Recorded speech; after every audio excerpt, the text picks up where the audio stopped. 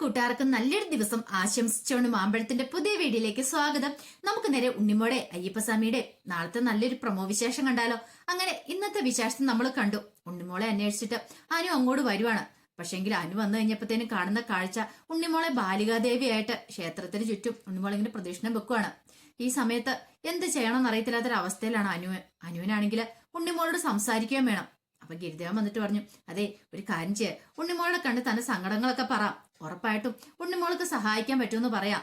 ഈ സമയം അനുവിന്റെ അച്ഛനും പറഞ്ഞു, ഇവിടം വരെ വന്നല്ലേ മോളെ, ഒരു പക്ഷെ പോലീസുകാരൊക്കെ വരുന്നതിന് മുമ്പ് എത്രയും പെട്ടെന്ന് തന്നെ നമുക്ക് രക്ഷപ്പെടണം. അതിനു മുമ്പ് മോളൊരു കാര്യം ചെയ്യുക, ഉണ്ണിമോളുടെ ഉപയോഗ തന്റെ സങ്കടങ്ങളൊക്കെ പറയാം. അങ്ങനെ പീഠത്തിൽ ഉണ്ണിമോൾ ഇരുന്നു. അങ്ങനെ ഇരുന്ന് കഴിഞ്ഞപ്പോഴത്തേനും അനു നേരെ ഉണ്ണിമോളുടെ അരിയിലേക്ക് ചെല്ലുവാണ്. ഉണ്ണിമോളുടെ അരിയിലേക്ക് ചെന്ന് കഴിഞ്ഞപ്പോൾ ഉണ്ണിമോള് അനുവിനെ നോക്കി. പിന്നീട് അനു എന്നെ രക്ഷിക്കണം ഉണ്ണിമോളെ എന്ന് പറഞ്ഞിട്ട് ആ കാലിക്കലിൽ അങ്ങ് വീഴുവാണ്. എനിക്ക് വേറൊരു നിവൃത്തിയില്ല, ഞാൻ അറിഞ്ഞുകൊണ്ട് ഒരു തെറ്റും ചെയ്തിട്ടില്ല, പക്ഷെ എനിക്ക് അറിയാതെ പറ്റിപ്പോയത് ഒരു തെറ്റാണ്. പക്ഷെ എന്റെ ജീവൻ രക്ഷിക്കാൻ വേണ്ടി ഞാൻ ചെയ്തേ, അതിന്റെ പേരിൽ ഇപ്പോഴും ഞാൻ കിടന്ന് ഓടുവാണ്, എന്നെ എങ്ങനെയും രക്ഷിക്കണം എന്ന് പറഞ്ഞുകൊണ്ട് അവിടെ നിന്ന് പൊട്ടിക്കരയുവാണ്. ഇത് കണ്ടതും ഉണ്ണിമോൾക്ക് വല്ലാത്ത സങ്കടമായിപ്പോയി. ഈ സമയം ഗിരിദേവനും വാവരും കൂടെ അങ്ങോട്ട് വന്നു. ഉണ്ണിമോള് പറഞ്ഞു, പേടിക്കണ്ട, ധൈര്യമായിട്ട് പോയിക്കോ, ഒന്നും സംഭവിക്കില്ല എന്ന് പറയാണ്. ഇത് കേട്ടതും അനു പിന്നെ ഇങ്ങ് തിരിഞ്ഞു നടക്കുക. പക്ഷെ അനുവിന്റെ മനസ്സിൽ വല്ലാത്തൊരു വിഷമവും പെപ്പറാളും ഒക്കെ. അങ്ങനെ പുറത്തേക്ക് ഇറങ്ങി കഴിഞ്ഞപ്പോഴത്തേനും അനുവിന്റെ ഫോൺ ബില്ലടിച്ചു. നോക്കുമ്പോ വല്യമാമനാ. വല്യമാമൻ വിളിച്ചപ്പോ അനു കോലെടുത്ത്, എന്താ വല്യമാമ, എന്താ വിളിച്ചതെന്ന് ചോദിക്കാം. അത് മോളെ ഒരു കാര്യം പറയാൻ വേണ്ടി വിളിച്ച. എന്താ? ആ ശ്രീരാജിന്റെ കണ്ടീഷൻ കുറച്ച് മോശമാന്ന് പറയണേ. അതെ, എപ്പം വേണല്ലോ എന്ത് നിമിഷം വേണം എന്ത് സംഭവിക്കാവുന്ന രീതിയിലാ കാര്യങ്ങളൊക്കെ പോയിക്കൊണ്ടിരിക്കുന്നത്. ഇനിയിപ്പം ഒരു മിഷ്യന്റെ സഹായത്തോട് കൂടിയിട്ടാ, അതായത് വെന്റിലേറ്ററിന്റെ കാര്യമാണ് വല്യമാമൻ ഉദ്ദേശിച്ചത്. അങ്ങനെ ആ ഒരു മിഷ്യന്റെ സഹായത്തോടു കൂടിയാണ് ഇപ്പം ജീവൻ നിലനിർത്തുന്നത്. ആ മിഷ്യൻ മാറ്റിയിട്ടുണ്ട്, അതോടുകൂടി ആള് തീരുമെന്ന് പറയാം. ഇത് കേട്ടത് അനുവിന് പിന്നെ എന്ത് ചെയ്യണമെന്ന് അറിയില്ല. കാരണം പൈസ ഉള്ളത് കൊണ്ട് മാത്രമാണ് ഇപ്പൊ വെന്റിലേറ്റർ ഇട്ടിരിക്കുന്നത്.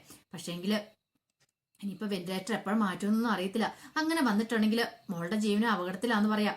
ഇത് കേട്ടതും അനുവിന് പിന്നെ എന്ത് ചെയ്യണമെന്ന് അറിയത്തില്ല. അനുവിന് ഒരു കാര്യം ഉറപ്പായി, തന്നെ രക്ഷിക്കാൻ ആരെക്കൊണ്ടും പറ്റില്ല. ഇനിയിപ്പൊ താൻ ജീവിച്ചിരുന്നിട്ടുണ്ടെങ്കിൽ അത് അനുരാഗിനും ഭയങ്കര ബുദ്ധിമുട്ടാവും.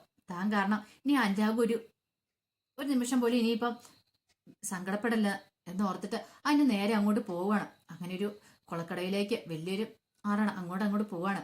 ഈ സമയത്ത് ഉണ്ണിമോൾ അങ്ങനെ അവിടെ ഇരിക്കുവാണ്. അപ്പൊ ഉണ്ണിമോളുടെ അടുത്ത് കുറെ ആൾക്കാർ ഒന്ന് അനുഗ്രഹം വാങ്ങിക്കാനായിട്ടൊക്കെ വരുന്നുണ്ട്. അപ്പൊ ഉണ്ണിമോൾ അവർക്കെല്ലാം അനുഗ്രഹം കൊടുക്കുന്നുമുണ്ട്. ഈ സമയത്ത് ഏറ്റവും വലിയ ടെൻഷനിലായിരുന്നു ജയനാണെങ്കിലും മിനിയാണെങ്കിലും. എന്ത് ചെയ്യണം നടത്തില്ല, ഇതുവരെയായിട്ട് ആതിരനെ കണ്ടു കിട്ടിയിട്ടില്ല. അങ്ങനെ അവിടെ ആ ഒരു വലിയ കൊക്കയൊക്കെ ഉണ്ടെന്ന് പറഞ്ഞു. ആ വണ്ടി പറഞ്ഞതിന്റെ കുറച്ചപ്പുറം മാറിയായിട്ട് അങ്ങനെ ആ കൊക്കയിലേക്ക് ഇറങ്ങാനുള്ള ആൾക്കാർ വന്നു. അങ്ങനെ അവര് കൊക്കയിലേക്ക് ഇറങ്ങുവാണ്. അങ്ങനെ കൊക്കയിലേക്ക് ഇറങ്ങി അവിടെ എല്ലാം അരിച്ചു പറിക്കും. പക്ഷേങ്കിൽ അവിടെയൊന്നും ആതിരനെ കണ്ടെത്താൻ സാധിച്ചില്ല. ഈ സമയത്ത് എല്ലാവരും പറഞ്ഞു, ഇവിടെ പുലിയും കടുവയൊക്കെ ഇറങ്ങുന്ന സ്ഥലമാണ്, ഫോറസ്റ്റ് ഏരിയയും കൂടെ അല്ലേ, അതുകൊണ്ട് ഇനിയിപ്പൊ അങ്ങനെ എന്തെങ്കിലും ആക്രമണം ഉണ്ടായിരുന്നൊന്നും പറയാൻ പറ്റില്ലെന്ന് പറയാം. ഇതോടെ കിടന്നപ്പോ ജയനും എനിക്കും പിന്നെ എന്ത് ചെയ്യണമെന്ന് അറിയത്തില്ല. അപ്പോഴേക്കും വിനോദ് പറഞ്ഞു, ഇനിയിപ്പം ഇവിടെ ഇങ്ങനെ കരഞ്ഞോണ്ടിരുന്നിട്ട് കാര്യമില്ല, ബാ നമുക്ക് വീട്ടിലേക്ക് പോകാമെന്ന് പറയണം. ഇല്ല, ഞാൻ എന്റെ മോളില്ല, ഞാൻ എങ്ങോട്ടും ഇല്ല എന്ന് പറഞ്ഞുകൊണ്ട് ഒരേ വാശി തന്നെ ജയൻ നിൽക്കുക. കാരണം അന്വേഷിക്കാൻ പറ്റുന്നിടത്തല്ല അന്വേഷിച്ചു. ഏതെങ്കിലും ഒരു വീട്ടിൽ കയറി ഇരിക്കുന്നൊരു പ്രതീക്ഷ ഉണ്ടായിരുന്നു എനിക്ക്. പക്ഷെങ്കിൽ ഒരു വീട്ടിലും ആതിരമോൾ ഇല്ലെന്ന് അറിഞ്ഞു കഴിഞ്ഞപ്പോ എന്ത് ചെയ്യണമെന്ന് അറിയില്ലാത്തൊരവസ്ഥയാ. അങ്ങനെ തകർന്ന മനസ്സോടുകൂടിയാണ് അവര് വരുന്നത്. ഈ സമയത്ത് വിനോദ് പറഞ്ഞു, ഒരു കാര്യം ചെയ്യാം, ഒരു പക്ഷെ ഗിരിദേവനോട് പോയി കാണുവാണെങ്കിൽ ഗിരിദേവൻ എന്തെങ്കിലും ഒരു മാർഗം ഉപദേശിച്ച് തരുമായിരിക്കും എന്ന് പറയാം. കേട്ടപ്പോ അനുസൂയ പറഞ്ഞു, ശരിയാ, ഗിരിദേവനെ കണ്ട് ഒന്ന് പറഞ്ഞു നോക്കാൻ പറയണം. അപ്പൊ മിനി പറഞ്ഞു, ഞാൻ എങ്ങനെയാ ഗിരിദേവനോട് പോയി അപേക്ഷിക്കുന്നത്, ഗിരിദേവനെ കൂടെ കൂട്ടിക്കൊണ്ട് വരാന്ന് പറഞ്ഞു കഴിഞ്ഞപ്പം അവൾ ആദ്യം സമ്മതിച്ചില്ല. ഒരു പക്ഷേങ്കില് ഇനി അവനെ എന്തെങ്കിലും പരിപാടിയാണെന്നും പറയാൻ പറ്റില്ല. അഖിൽമോനെ പണ്ടിങ്ങനെയൊന്നും കാണാതെ പോയിരുന്നു, അന്ന് ഗിരിദേവനെ വന്ന് രക്ഷിച്ചേ. അപ്പൊ അതുപോലെ തന്നെ എന്തെങ്കിലും കാര്യമാണെന്നും അറിയില്ല, അതുകൊണ്ട് ഞാൻ അവന്റെ കാലം എങ്ങനെ പോയി പിടിക്കണമെന്ന് ചോദിക്കാം. അപ്പൊ അനുസൂയ പറഞ്ഞു, അത് നോക്കിയിട്ട് കാര്യമില്ല, അവനെ ഇനിയിപ്പം ആതിരനെ തിരികെ കിട്ടണമെന്നുണ്ടെങ്കിൽ, ആതിരയ്ക്ക് ഒരു ആപത്ത് മരണ തിരികെ കിട്ടണമെന്നുണ്ടെങ്കിൽ ഗിരിദേവന്റെ അടുത്ത് പോയി കാര്യം പറഞ്ഞാൽ മതിയായിരിക്കും എന്ന് പറയാണ്. അങ്ങനെ അവസാനം മിനിയും ജയനും കൂടെ ആ ഒരു കാര്യം തീരുമാനിച്ചു. ഗിരിദേവനെ പോയി കാണുക, ഗിരിദേവനെ പോയി കണ്ട് തന്റെ സങ്കടങ്ങളൊക്കെ ഉണർത്തിക്കാം, എത്രയും പെട്ടെന്ന് ആതിരമോളെ കണ്ടു കിട്ടാം, അല്ലെങ്കിൽ ഒരു നിമിഷം പോലും താൻ ജീവിച്ചിരിക്കില്ലെന്നാണ് മിനി പറയണേ. അങ്ങനെ അവര് ഗിരിദേവനെ കാണാനായിട്ട് പുറപ്പെടുവാണ്. ഈ സമയം രണ്ടും കൽപ്പിച്ച് അനു നേരെ ആ വലിയ ഒരു ആറ്റിലേക്ക് അങ്ങോട്ട് ഇറങ്ങി പോവാണ്.